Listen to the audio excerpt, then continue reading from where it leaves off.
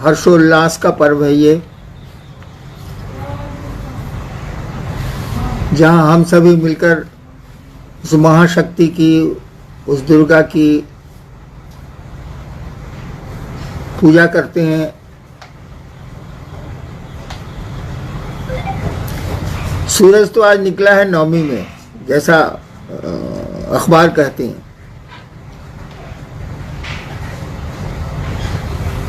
नवमी शब्द का अर्थ ही हुआ 9 दिन का। आज 9वां दिन है। शक्ति की पूजा में, भगवती की पूजा में 9 दिन का महत्व माना गया है। जैसे रामनवमी में भी है, नौ दुर्गा का भी है, नवमी का भी है। इसकी आध्यात्मिक व्याख्या की गई है, इसमें कहा गया है कि 5 तत्व हैं, 5 महाभूत हैं ये। क्षिति जल पावक समीर गगन 5 महाभूत हैं, और 3 गुण प्रकृति, त्रिगुणात्मक प्रकृति है ये। सतरजतम 5 तत्व और 3 पूरा चराचर जगत बना हुआ।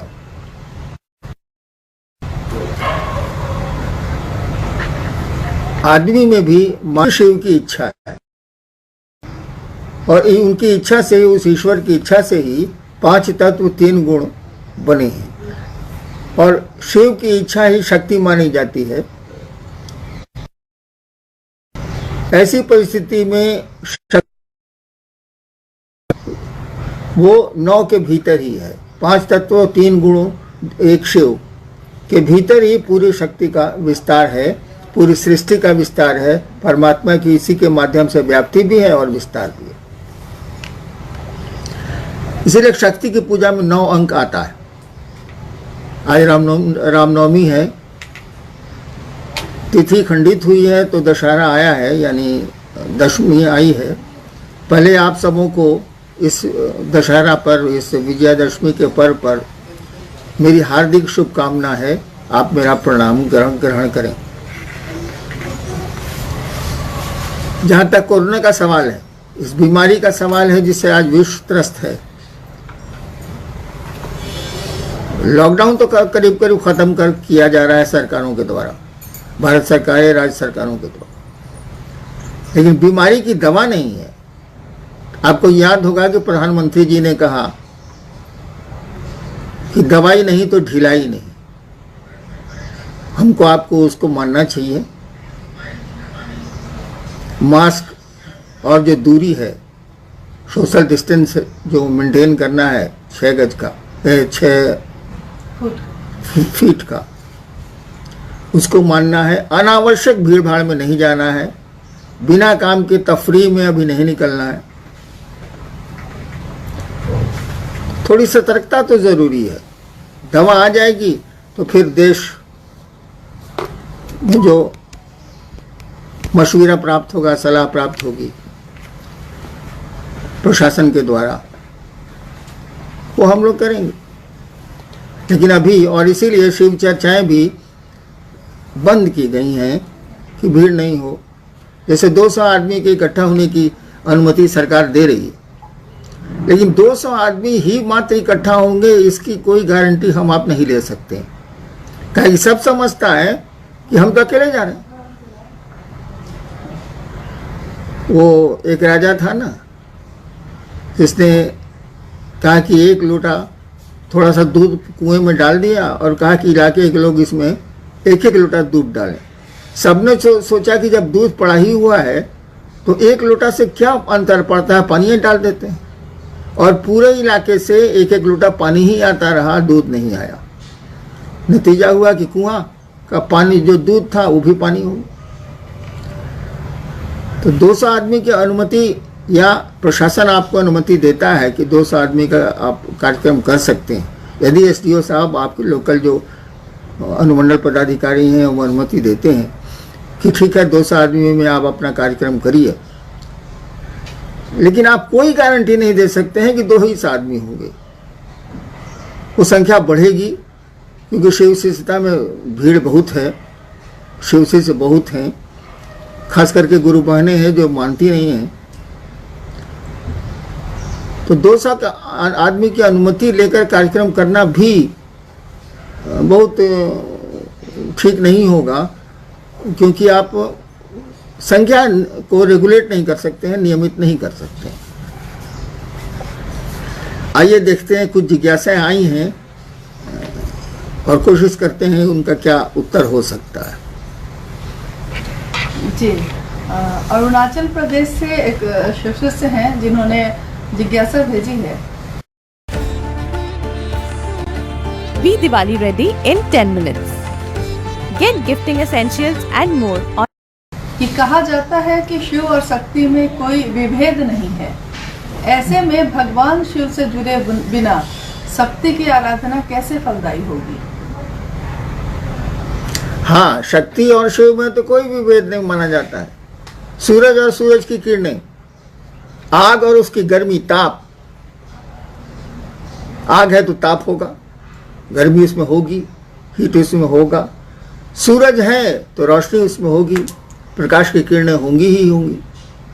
ठीक उसी तरह से शिव हैं तो माना जाएगा कि शिव में शक्ति व्यक्त हुई है, शिव में जो शक्ति अंतर्निहित है वो व्यक्त हुई है, और पूरी सृष्टि हमारे आपके सामने दृश्य भी है और दृश्य भी है। ये शक्ति कहा जाता है कि या शक्ति शिव से शक्ति, जो भी शक्तियां हैं वो शिव की शक्तियां हैं, अनंत शक्तियां हैं। मूल रूप से तो जो शक्ति मानी जाती है उसकी पूजा हो भी रही है, गौरी हैं और अन्य शक्तियां हैं जो मूल रूप से मानी जाती हैं। उनके नीचे तो असंख्य अनंत शक्तियां हैं। तो शिव के बिना तो शक्ति हो नहीं सकती, और शक्ति ना हो तो शिव भी जाने नहीं जाएंगे, अव्यक्त होंगे। जो महाकाल की स्थिति है, जब काल ही नहीं था तब भी शिव थे।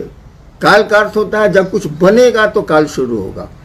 जैसे घड़ी बन जाएगी तब समय शुरू होगा कि इस तारीख को बनी थी, इतने दिन चलेगी, इसके बाद ये खत्म हो जाएगी। दवा बनी है, इतने दिन ठीक रहेगी, उसके बाद इसकी शक्ति घटती चली जाएगी।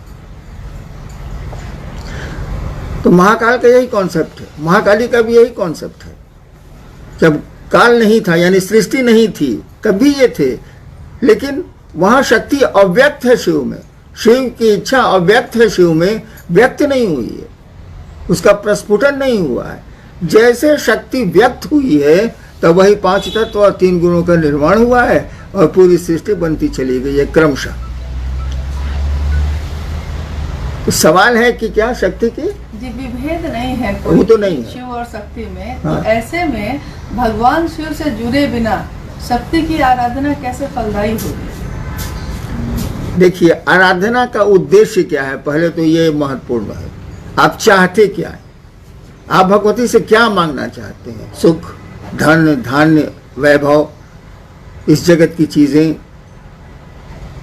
या भगवती को ही मांगना चाहते हैं? जैसे है ना, शिव से हम मांगते हैं, शिव को कहाँ कोई जल्दी मांगता है।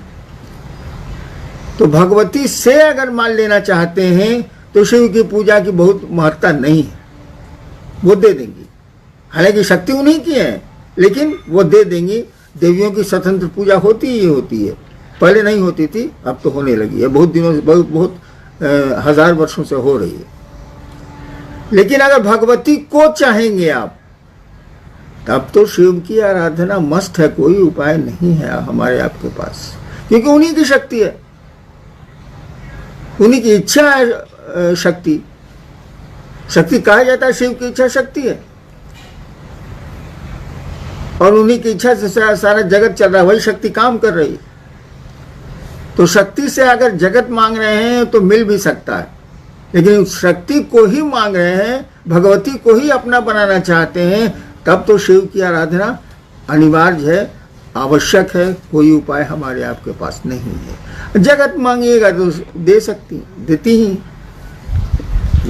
जी, पटना से एक गुरु बहन है जिन्होंने पूछा है कि शिव गुरु चर्चा के बिना, जैसा कि अभी लोगों को लगता है कि बंद कर दिया गया है, तो शिव गुरु चर्चा के बिना मन व्याकुल है, व्यथित है, 3 सूत्र का पालन नहीं हो पा रहा है तो कैसे करें? चर्चा के बिना मन व्यथित, बाह्य परिवेश ऐसा है कि हमको आपको चर्चा की अनुमति नहीं मिलेगी, क्योंकि हमारे आप पर ही शारीरिक खतरा है। 3 सूत्र में दूसरा सूत्र है चर्चा करना। चर्चा का मानी क्या होता है, अर्थ क्या होता है? शिव गुरु चर्चा का प्रयोजन है कि दूसरे आपकी शिव चर्चा से शिव की ओर बढ़ें, शिव को अपना गुरु माने, उनका जीवन शिवमय हो, सुखमय हो, शांति उनको मिले, ये प्रयोजन है शिव चर्चा का। लेकिन 3 सूत्रों में 2 सूत्र और भी हैं भाई साहब। पहला सूत्र है कि अपने गुरु शिव से दया मांगिए, दया की याचना करिए, मन उस दया की स्थिति में जाए। और तीसरा सूत्र है अपने गुरु को प्रणाम करिए। आपने शिष्यानुभूति मेरी पतली सी पुस्तक है, उसको पढ़ा होगा। उसमें लिखा हुआ है कि शिव शिष्यता के लिए अनिवार्य एक ही चीज है, वो है अस्थाई शिष्य भाव। यानी शिव हमारे गुरु हैं, शिव मेरे गुरु हैं, यह भाव खंडित नहीं हो। जैसे तिथि खंडित हो गई, 9वीं में 10वीं घुस आई, कभी कभी चतुर्दशी में अमावस्या घुस आती। अस्थाई शिष्य भाव चाहिए, यानी मैं शिव का शिष्य हूं तो हूं, इसमें कोई भी संशय, कोई भी 2 बातें नहीं होंगी। शिव मेरे गुरु हैं तो हैं। अगर अस्थाई शिष्य भाव है तो अस्थाई मन नमन की स्थिति में जाएगा, अस्थाई रूप से जाएगा। अस्थाई रूप से मन शिव से दया की याचना में जाएगा। बोलने या करने जैसा कुछ भी नहीं। मन तो नहीं लग रहा है, इसीलिए कि चर्चा करते थे तो भीड़ होती थी, भीड़ में बोल रहे हैं हम तो थोड़ा मजा आता था, अच्छा लगता था कि इतने लोग बेवकूफ बैठे हैं मेरे सामने, हम ज्यादा होशियार हैं, इसीलिए चर्चा कर रहे हैं। दूसरे प्रयोजन भी हो सकते हैं।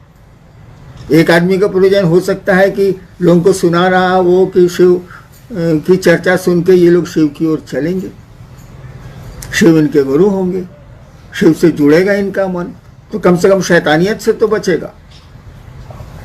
और कुछ की मनसा होगी कि भीड़ है, इतने लोग मेरे हैं तो कुछ लौकिक जगत मिल ही जाएगा, सम्मान मिल ही जाएगा, सुविधाएं मिल ही जाएंगी, अन्य काम भी धरती के हो ही जाएंगे। तो ऐसे लोगों को ज्यादा तकलीफ हो रही है,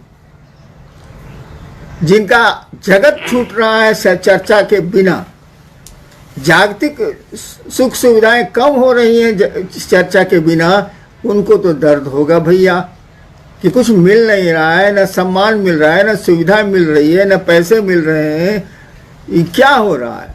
शोर तो वही लोग ज्यादा करेंगे। मैं शिव का शिष्य हूं और मैंने ही पूरी दुनिया में शिव चर्चा 3 सूत्र की बात को लाया। ठीक है, मुझको किसने सिखाया? महादेव मेरे गुरु ने सिखाया। यह बात छोड़ दीजिए, मैं ही प्रत्यक्ष रूप से दिखता हूं। मेरे मन में कभी ऐसा नहीं हुआ कि 6-7 महीने से शिव गुरु की चर्चा मेरे द्वारा बंद है, मेरी शिष्यता का क्या होगा, कभी नहीं आया मेरे मन। क्योंकि शिव मेरे गुरु हैं, चर्चा हो या नहीं हो क्या अंतर आता। महादेव मेरे गुरु हैं, जब मौका मिलेगा तो लोगों को शिव की ओर प्रेरित करेंगे। अगर शिव चर्चा बंद होने से आपकी शिव शिष्यता खंडित हो रही है, आपकी शिव शिष्यता कमजोर हो रही है, तो लानत है ऐसे शिव शिष्यों पर। ऐसे शिव शिष्यों को शिव शिष्यता छोड़ देनी चाहिए, यह मेरी राय। नेक्स्ट। बनारस से एक शिव शिष्य हैं, उन्होंने कहा है कि शिव शिष्य बहुत दिनों से नमः शिवाय कर रहे हैं, कुछ लोग मना करने पर भी करोड़ों कर चुके हैं, तब भी उन्हें शांति नहीं है और परेशानियों की शिकायत करते हैं। क्यों? परम शांत की पूजा करके भी इतनी अशांति क्यों है? मैंने इतने दिन से नमः शिवाय करते हैं, करोड़ों कर चुके हैं जी। अच्छा, तो परम शांत की पूजा करके इतनी अशांति क्यों है? जी। और तभी उन लोगों को शांति नहीं मिली, बोलते हैं हम। पहले तो नमः शिवाय आपने करोड़ों कर लिया, जैसा प्रश्न आया है, करोड़ों कर लिया। मैं ऐसे लोगों से मिला हूं जिन्होंने अरबों नमः शिवाय किए, और मेरे साथ रहे हैं वो लोग जिन्होंने अरबों नमः शिवाय किए हैं। 24 घंटे यही काम ही करता था वो। और उसके बाद मैंने देखा उस आदमी को कि आदमी नहीं रह गया था, उसका व्यवहार बहुत अहंकारी हो गया था। अंग्रेजी का शब्द इस्तेमाल किए तो वो इडियट हो गया था।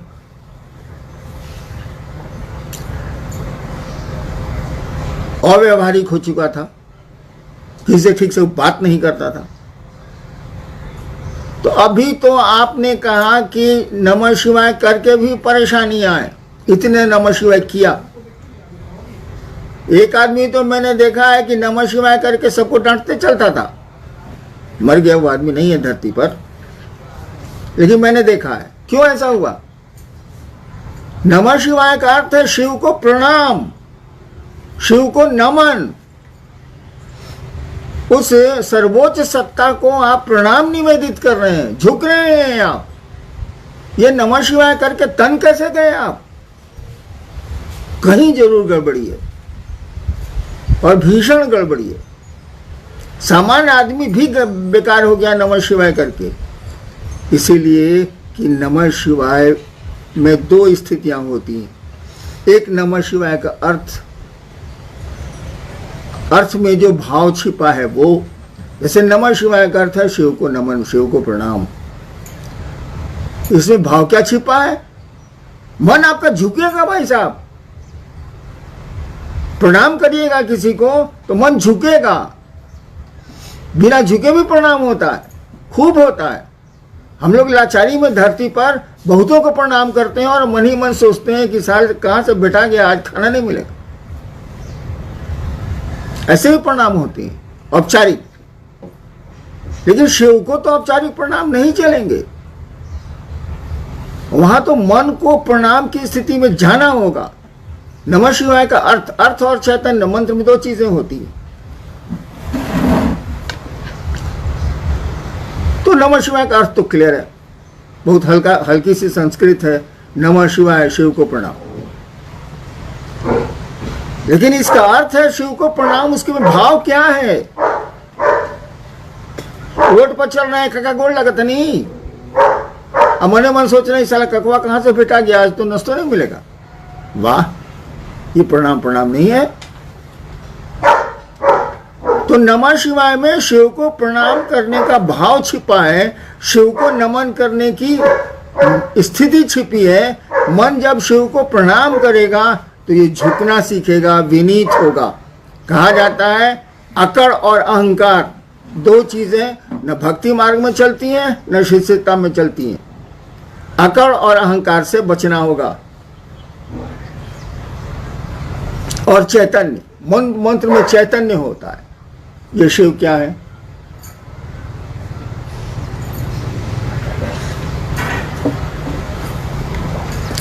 जब ये समझ में आएगा कि ये शिव क्या है, ये गुरु की दया से ही होता है। मंत्र का देवता ही, गुरु ही समझाता है और मंत्र में चैतन्य डालता है। उसमें जो ज्ञान है उस मंत्र में, उसको डालता है शिष्य में। जब मंत्र में अर्थ और ज्ञान दोनों आएगा, क्या आप बात करते हैं, एक मन है नमः शिवाय आपको शिव बना देगा। करिए तो सही, करोड़ों काहेला कर रहे हैं।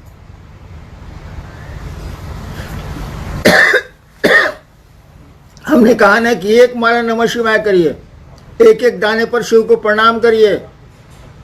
तो हम तो लोग तो गिनती करते हैं, 108 हो गया। माला में तो 108 दाने दिए ही हुए हैं, उसको गिनती क्या करनी। और सांसों पर करिएगा तो सांसों की माला पे तो गिनती का सवाल ही नहीं। और आपकी सांसें भी फिक्स्ड है, हर एक आदमी को तय है कि कितनी सांसें लेगा ये धरती पर। तो नमः शिवाय में अर्थ और चैतन्य, अर्थ तो आप समझ सकते हैं, लेकिन चैतन्य के लिए गुरु की दया जरूरी है, उस मंत्र के देवता की दया जरूरी है, वो जब मिलेगी तो एक बार का नमः शिवाय आपको शिव के रास्ते में उठा के रख देगा। एक बार का नमः शिवाय कहा ही जाता है कि एक बार आपने शिव को प्रणाम कर लिया, निश्चल प्रणाम कर लिया, फिर प्रणाम की ज़रूरत नहीं है। फिर तो मन परमानेंट अस्थायी रूप से शिव भाव में चला जाएगा। आपने करोड़ों किए हैं, हुआ क्या? नमः शिवाय तो किया आपने, बस करते गए, न अर्थ समझा उसका ठीक से, न मंत्रों का अर्थ दिमाग में आया। कर रहे हैं तो कर रहे हैं, अर्थ जानते हुए भी आप माला पर आपका ध्यान है। और मन धीरे धीरे समझने लगा कि हम तो 1 लाख 2 लाख 1 करोड़ नमः शिवाय कर दिए, साला सामने वाला क्या बोलेगा हमसे। और अहंकार आपको छाया। अहंकार किसी को भी छाएगा तो धरती पर उसके संबंध बिगड़ेंगे, आध्यात्म में तो पूरी तरह बिगड़ जाएंगे। इसलिए याद रखिए भाई साहब, शिव शिष्यता में या भक्ति में आकड़ और अहंकार इसको हटाइए। इसके जब तक ये नहीं हटेगा तब तक आपका नमः शिवाय फलदायी नहीं होगा। वैसे धरती के छोटे मोटे काम हो जाए। नेक्स्ट। आरा से शिव से हैं, आपने कहा आओ चले शिव की ओर, अब तो चल भी रहे हैं फिर भी परिणाम नहीं है, कष्ट बहुत है, मन भागता रहता है, आखिर क्यों है ऐसा? जब भी जीवात्मा, जब भी कोई इस धरती पर योनिगत होता है, आता है, वो पेड़ हो, जीव हो, इंसान हो, देवता हो, भगवान हो, जब भी वो योनिगत होगा, पैदा होगा इस धरती पर, तब तो धरती के नियम लगेंगे। उसे सुख भी मिलेगा, उसे दुख भी मिलेगा, और आनंद तो मिलता है मात्र शिव की ओर चलने से, उस ईश्वर की ओर चलने से।